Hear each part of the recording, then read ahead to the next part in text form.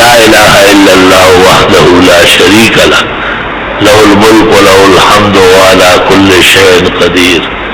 میرے بزرگوں اور میرے بھائیوں، تکالیف، مصائب، پریشانیاں دنیا میں آتی ہے۔ حدیث شریف میں دعا مانگی گئی، اللہم انی اعوذ بک من سوء الجار، یا اللہ ناکارہ پڑوس سے بھی مجھے امان میں رکھ۔ اللہم انی اعوذ بک من سوء الاولاد، ناکارہ اولاد، سرکش نافرمان اولاد سے بھی خدایا ہمیں محفوظ رکھ۔ جو تکلیف کوئی نہیں پہنچا سکے گا وہ اولاد پہنچا دے گی،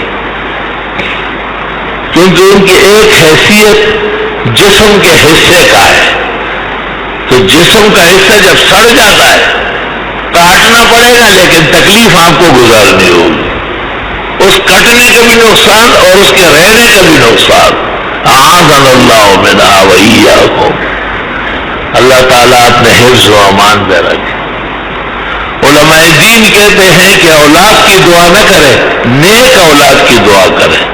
رب ہب لی من لدنک ذریۃ طیبہ، یا اللہ نیک صالح تابعدار دین اولاد دے دے۔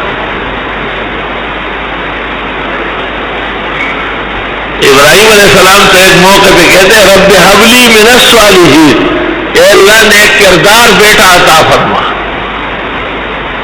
فبشرناہ بغلام حلیم، ہم نے ایک بردبار سلیقہ مند بیٹے اسماعیل علیہ السلام کی خوشخبری دی۔